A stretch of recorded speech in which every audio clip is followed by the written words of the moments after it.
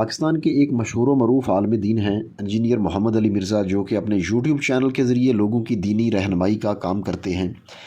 اس وقت ان کا ایک کلپ سوشل میڈیا پر بہت زیادہ وائرل ہو رہا ہے، جو کسی صاحب کو انہوں نے انٹرویو دیا ہے۔ اس میں انہوں نے پاکستان کے موجودہ سیاسی اور معاشی حالات کا انتہائی بولڈ اور بے باک قسم کا نقشہ کھینچا ہے، اور ساتھ ہی جرنیلوں اور دوسرے لوگوں کے بارے میں بھی اپنی بے باک رائے کا اظہار کیا ہے، جن کے بارے میں عموماً لوگ بولتے ہوئے ذرا احتیاط سے کام لیتے ہیں، لیکن انہوں نے انتہائی بے باکی سے اور ایک نڈر انداز میں اپنے خیالات کا اظہار کیا ہے۔ اور اس کی سب سے بڑی وجہ وہ یہ بتاتے ہیں کہ میں اس سسٹم کا نہ تو بینیفیشری ہوں، نہ کسی ادارے کے پے رول پر ہوں، اور نہ ہی میں نے کسی سے کچھ لینا ہے، نہ کسی سے مدد لینی ہے کہ میں کسی کے بارے میں کوئی حامی دیکھ کر بھی ان کا لحاظ کروں۔ اسی لیے میں کھل کر سب کے بارے میں بول سکتا ہوں، اور جو حق بات اور سچ بات ہے میں ان کا ساتھ دے سکتا ہوں۔ اس ویڈیو میں آپ کو ان کا وہی کلپ سنوانے جا رہے ہیں جس میں وہ انٹرویو کرنے والے کو بتا رہے ہیں کہ اب پاکستان کے تمام کور کمانڈرز خانہ کعبہ کی چھت پر جا کر بھی معافی مانگے کہ ہم کبھی سیاست میں مداخلت نہیں کریں گے، تو پھر بھی عوام ان کا یقین نہیں کرے گی، کیونکہ اب عوام کا جرنیلوں کے خلاف بولنے کا ڈر ختم ہو چکا ہے، اور ہر قسم کی پبلک گیدرنگز میں، سڑکوں پہ، چوراہوں میں آپ کو گالیاں پڑ رہی ہیں، اور آپ کو یہ بتایا جا رہا ہے کہ یہ آپ ہی ہیں جو اس ملک کو کسی طرف نہیں لگنے دے رہے، کیونکہ اب عوام کا وہ ان کے خلاف بولنے کا جو ایک ہیزیٹیشن تھی، جو عوام کا ڈر تھا، وہ اتر چکا ہے۔ اس سے پہلے انجینئر محمد علی مرزا کا ہی 2 یا 3 ہفتے پرانا ایک ان کا ڈائلاگ بڑا چل رہا تھا سوشل میڈیا پہ، جس میں انہوں نے کہا تھا کہ انڈیا کے فارن ایکسچینج ریزروز میں 550 ارب ڈالرز ہیں، اور ہمارے فارن ایکسچینج ریزروز میں 550 GBs کی سیاستدانوں کی ننگی پرسنل اور فحش ویڈیوز ہیں۔ ابھی یہ آپ کو سناتے ہیں کہ انجینئر محمد علی مرزا پاکستان اور جرنیلوں کے حوالے سے کیا کہہ رہے ہیں۔ مرزا، پاکستانی اسٹیبلشمنٹ ہم دیکھ رہے ہیں پچھلے 6-7 مہینوں سے بڑے پریشر میں ہے، پرانی قیادت بھی، نئی قیادت بھی، بہت سوسائٹی کے ہر سیکشن سے وہ رابطہ کر رہے ہیں کہ کیا کیا جائے۔ آپ سے بھی کوئی رابطہ ہوا ہے پرانے چیف کا، نئے چیف کا؟ یار اس طرح کی باتیں کیمرے میں بتائی نہیں جاتی، لیکن میں ان پرنسپل یہ بات کروں کہ میرے ساتھ بات کرنا یا مجھے اس اعتبار سے یوز کرنا کسی کی جرت نہیں ہے، ہم اس سسٹم کے بینیفیشری نہیں ہیں۔ اس کے لیے وہ لوگ تو یوز ہو سکتے ہیں کہ جن کے مدرسوں کو چندے ان لوگوں سے ملتے ہیں، میں تو 1 روپے کا روادار نہیں ہوں، ٹھیک ہے۔ انڈائریکٹلی لوگ آئیں، ڈائریکٹلی آئیں، کچھ عرصے میں آتے رہے، لیکن میرا وہ جب وہ دیکھتے ہیں نا کہ یار یہ بندہ ہم سے اوپر ہے، بلکہ مجھے تو کئی ایجنسیز کے آفیسرز نے کہا کہ یار جو بندہ بیچتے ہیں نا، کچھ عرصے بعد وہ تیرا مرید ہو کے ہی نکلتا ہے، ہم اسے کیا ڈیوٹی اسائن کریں۔ یہ سچائی کی طاقت ہے۔ میں اب بھی یہ کہوں گا کہ یہ جو 6 مہینے سے پریشر میں ہے، اس پریشر سے انہوں نے اب نہیں نکلنا۔ یہ بھول جائے پاکستان کی اسٹیبلشمنٹ کہ اب پاکستانی کے دل میں ان کے لیے کوئی نرم گوشہ آئے، تا وقت ہے کہ یہ کعبے کی چھت پہ کھڑے ہو کے سارے جو ہے نا کور کمانڈرز عہد دے کہ ہماری آنے والی نسلوں میں سے بھی کوئی پالیٹکس میں دخل نہیں دے گا، شاید کوئی پاکستانی عوام کو یقین آئے۔ ورنہ میں آپ کو بتاؤں، میں آپ کو ریل ٹائم بتا رہا ہوں، KP تو پہلے ان کے ہاتھ سے نکل چکا تھا، بلوچستان بھی نکلا تھا، سندھ بھی نکلا تھا بھٹو کی پھانسی کے بعد، ایک پنجاب بچا تھا۔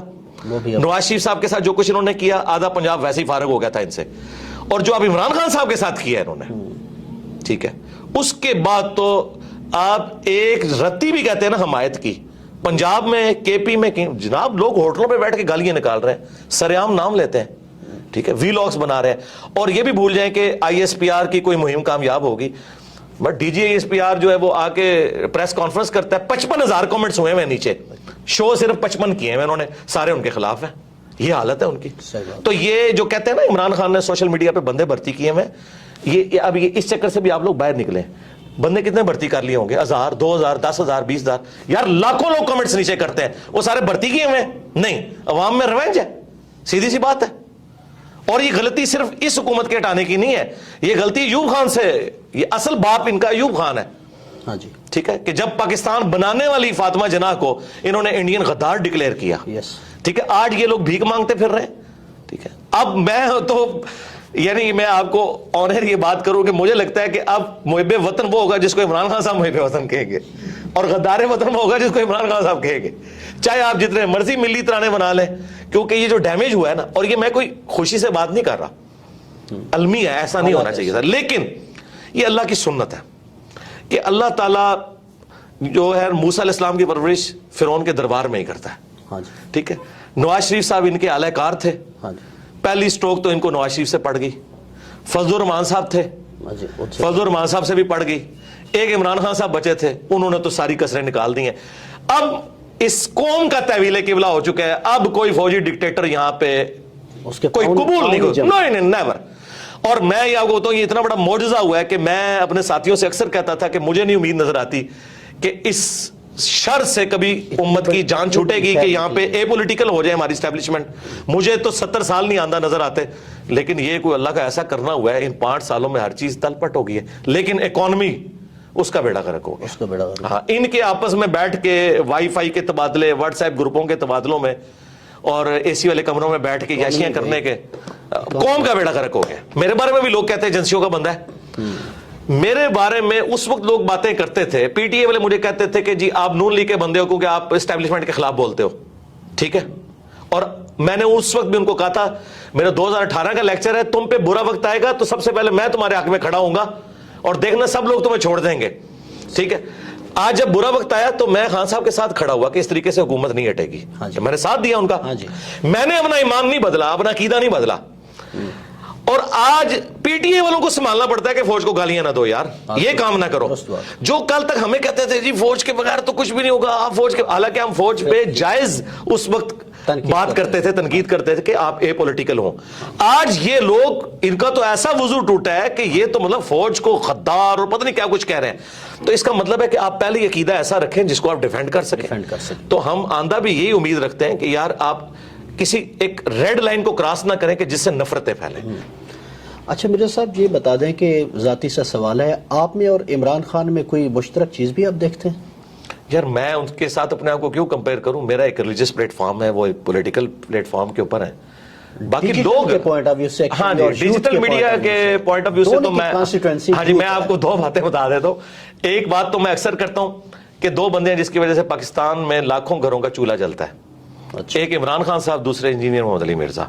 کیونکہ خان صاحب روزانہ ایک سٹیٹمنٹ دیتے ہیں, سارے وی لاگ صحافیوں کے آپ لوگوں کے ان پہ ہوتے ہیں, اور شام کو جو 9 کا خبر نامہ ہے جو رات کا وہ سارا اس پہ ہوتا ہے. خان صاحب ایک دن نہ بولیں تو 9 کی خبریں سننے کو دل نہیں کرتا. میں آپ کو اپنی بات کر رہا ہوں. اچھا, اور دوسرا, جب تک کوئی مولوی میرے خلاف کلپ نہ بنا لے اس کو رات کو نیند نہیں آتی. سارے مولوی مل کے میرے خلاف کلپ بنا رہے ہیں. ایک تو یہ چیز ہے, اور دوسری مشترک چیز آپ یہ سمجھ سکتے ہیں کہ یوتھ کو, پڑھے لکھے طبقے کو, سوشل میڈیا جو ڈیجیٹل میڈیا یوز کرتا ہے اس طبقے تک جس طرح پولیٹکس میں خان صاحب کی آواز پہنچی ہے نا, تو ریلیجن کے پوائنٹ آف ویو سے ہماری آواز پہنچی ہے ایک کنونشنل سسٹم سے ہٹ کے. یعنی وہاں پہ بھی ایک خاندانی پورا سسٹم چل رہا تھا نا, تو خان صاحب تو کسی ایک پولیٹیکل خاندان سے تو نہیں اٹھے, اس طرح میں بھی ایک مدرسہ سسٹم کی آؤٹ پٹ نہیں ہوں. سر ایک جو ایک پولیٹکس کو ظاہر ہے آپ بھی تو ایک شہری کی حیثیت سے دیکھتے ہیں, تو خان صاحب کا لگتا ہے کہ یہ وضو کچھ عرصہ قائم رہے گا یا ٹوٹ جائے گا؟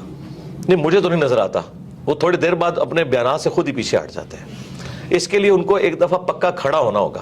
اس کے لیے ان میں یہ کمپیٹنسی ہونی چاہیے کہ وہ جیل جانے کو بھی برداشت کریں. ابھی دیکھیں جیسے ہی کچھ ہوتا ہے تو بہادر تو ہے نہیں, بہادر تب ہیں جب وہ کہیں گے ٹھیک ہے یار گرفتار کرو مجھے, ٹھیک ہے کیا ہوگا, زیادہ تک مار دیں گے ان کو. نواز شریف صاحب بھی تو جیل گئے ہیں نا جی, جو ان کے بقول بزدل ہیں. یہ کیوں جو ہے بندے اکٹھے کر لیتے ہیں اپنے گرد کہ جی کو بندہ داخل نہیں ہونے دیں گے عوام کو. ان کو چاہیے خود کہیں کہ آئے مجھے گرفتار کریں, پھر بلاتے تو ہیں لیکن اپنی حفاظت کے لیے بندے بھی اکٹھے کر لیتے ہیں. نہیں, اس طرح نہ کریں. ایک رات فون کریں خود سی ایم پنجاب کو کریں یا وہاں پہ رانا ثناء اللہ کو کریں کہ میں یار بیٹھا ہوں, آ جاؤ بھائی, میں جا رہا ہوں, جو کیس ہے میں جوڈیشری سے مجھے انصاف ملے گا میں کروں گا. اور اگر یہ کہتے ہیں یہی ہے تو یاد رکھیں اسی جوڈیشری نے پچھلی حکومت کو بھی نااہل کیا ہوا ہے. اس کا مطلب ہے پھر وہ فیصلے بھی غلط تھے. اگر آپ کو اسی جوڈیشری سے خطرہ ہے نا کہ آپ کے خلاف فیصلہ کریں گے تو یاد رکھیں پھر پچھلے فیصلے بھی ان کے غلط ہی تھے. پھر تو آپ کسی ایک جگہ کھڑے ہونا. تو میرا خیال ہے عمران خان صاحب اس دن بڑے لیڈر بنیں گے جب یہ جیل جائیں گے. جب تک یہ جیل نہیں جاتے نا یہ بڑے لیڈر نہیں بنیں گے. وہ راستہ چل تو رہا ہے, وہ کھل تو گیا ہے, لیکن وہ پوری کوشش کرتے ہیں میں نہ جاؤں. کبھی وہ شواز گل صاحب اندر چلے جاتے ہیں, کبھی جو ہے وہ فواز صاحب چلے جاتے ہیں, شیخ رشید صاحب بھی چلے گئے. جب تک اچھا وہ بھی چلے گئے, چلے وہ تو ہمارے اسٹوڈنٹ ہیں, ہم ان کے لیے دعا خیر کریں گے. تو خان صاحب سے بھی ہم کہیں گے کہ آپ جیل جائیں, ٹھیک ہے, تو آپ بڑے لیڈر بن کے نکلیں گے. یہ جیل جانا ضروری ہے. اچھا مرزا صاحب آپ کی عمران خان صاحب سے کبھی ملاقات ہوئی یا ایسا کوئی چانس بنا؟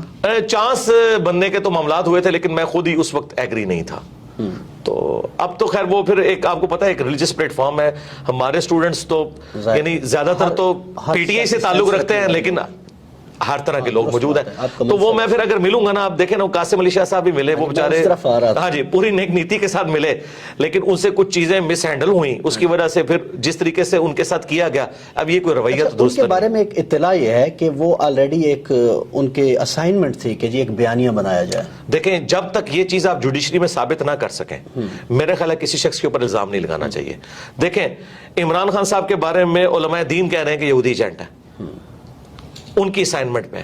ڈاکٹر اسرار صاحب نے بھی خدشے کا اظہار کیا, تو کیا ہم مان لیں گے ان کے کہنے کے اوپر؟ جب تک جی حکیم سعید صاحب کا بھی, اور حکیم سعید صاحب تو کریڈیبل آدمی تھے, ڈاکٹر اسرار صاحب بھی تھے, تو کیا ہم ان کی بات بغیر ثبوت کے مان لیں گے؟ تو پھر ادھر بھی بغیر ثبوت کے قاسم علی شاہ صاحب کے اوپر اس طرح کا بلیم لگانا, اگر کوئی سمجھتا ہے یہ اسائنمنٹ پہ تھے,